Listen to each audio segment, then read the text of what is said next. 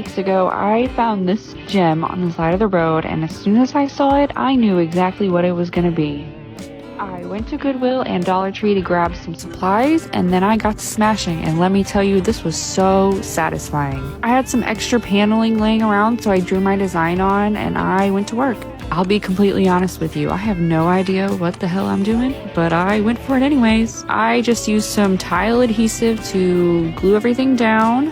I plan on putting this table outside so that we have somewhere to sit and eat at, because we don't really have any space to do that outside.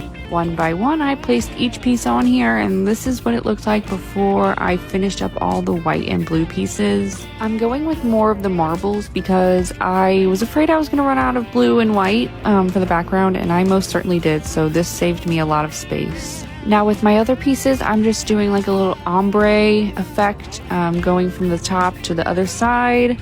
Here I am painstakingly putting them on one by one by one. If I could go back and tell myself, hey, make those pieces smaller, I would so do that because I did have a little bit of trouble, I'm not gonna lie. Next, let's grout it. This is what I used. I used this because the lady at Home Depot said I wasn't gonna have to seal it afterwards, and since I am putting this table outside, I didn't want the water or rain to ruin it. Again, I said I'm not a professional. No, I didn't use gloves. No, I don't have a tile scraper or whatever the hell that is. I'm following the directions, and the back of the bucket says to wipe the grouted section immediately after before grouting the next, so that's what I did.